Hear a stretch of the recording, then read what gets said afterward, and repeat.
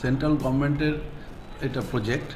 বিভিন্ন সারা ভারতবর্ষে বিভিন্ন কলেজ ইউনিভার্সিটিতে সেন্ট্রাল গভর্নমেন্টের পক্ষ থেকে বিভিন্ন নোডাল এজেন্সিস আছে, যেমন আমাদের এখানে CSIR IB যাদবপুর, তারা এটা কাজ করছেন, সেই সায়েন্টিস্টরা।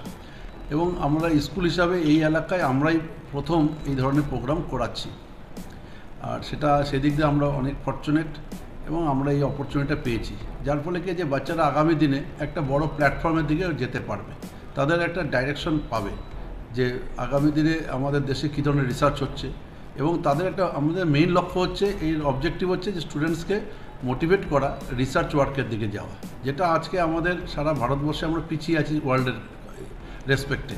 সেজন্য ভারত সরকার এটা ঠিক করেছে, সেন্ট্রাল গভর্নমেন্ট ইন্ডিয়া, যে স্টুডেন্টসদের মধ্যে সেই ধরনের মোটিভেশন, সেই ধরনের ইন্সপিরেশন আসুক, যাতে নিয়ার ফিউচারে তারা নিজেদেরকে এই রিসার্চ ওয়ার্কে বেশি করে এনগেজ করে।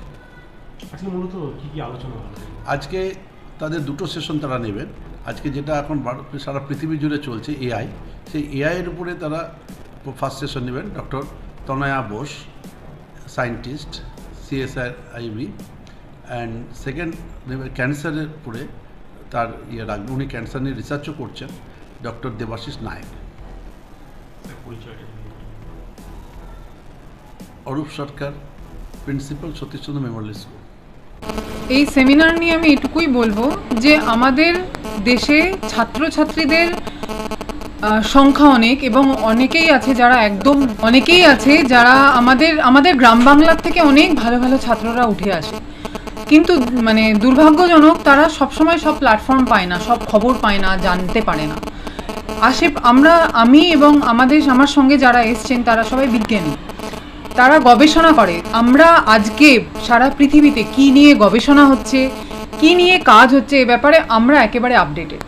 তা আমাদের মূল লক্ষ্য এখানে আসার হচ্ছে স্টুডেন্টদের জানানো কি কাজ হচ্ছে, সে কাজটা কতটা ইম্পর্টেন্ট, সেটা সমাজকে কিভাবে সমাজের কিভাবে কাজে লাগতে পারে।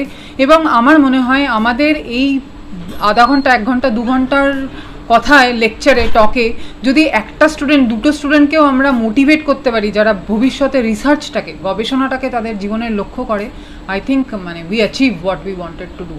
So this is what we have come for. সেমিনারে আলোচনা করবে ডক্টর দেবাশিস নায়ক, আলোচনা করবে ক্যান্সারের বিষয়ে। ক্যান্সার এখনও অবধি কমপ্লিটলি কিওরেবল নয়, একদম পুরোপুরি অনেক স্টেজ অফ ক্যান্সারে ট্রিটমেন্ট আর হয় না, এ ব্যাপারে ও কথা বলবে। এবং আমি কথা বলবো, আজকের ডেটে মোবাইল ফোন সবাই আপনারা ইউজ করেন, ফেসবুক, ইনস্টাগ্রাম, টুইটার, ChatGPT সবাই ইউজ করেন। অ্যান্ড এই সমস্তগুলো চলে আর্টিফিশিয়াল ইন্টেলিজেন্সে। আর্টিফিশিয়াল ইন্টেলিজেন্স জিনিসটা কি, আমাদের কি কাজে লাগে, কিভাবে এটা এগিয়ে চলছে, কি কাজে ভবিষ্যতে লাগতে পারে, গবেষণায় কিভাবে লাগতে পারে, গবেষণা কিভাবে এগোবে, এটার সম্বন্ধেই ডিসকাশন করব।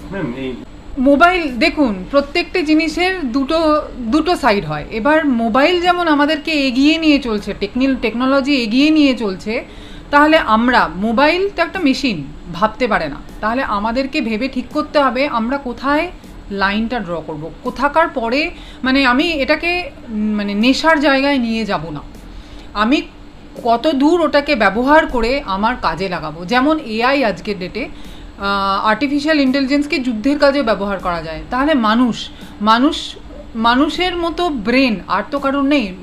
Human being is suppose two B the most intelligent people on earth, animal on earth. তাহলে মানুষকেই ঠিক করতে হবে যে আমি কত দূর এটা আমার কাজের জন্য ব্যবহার করব, বা মানুষকে আরও এগিয়ে নিয়ে যেতে ব্যবহার করব, ধ্বংসাত্মক কাজের জন্য নয়।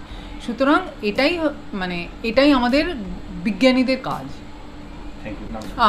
আমার নাম ডক্টর তনয়া বোস, আমি senior scientist at CSIR, Indian institute of chemical biology, Jadavpur, Kolkata.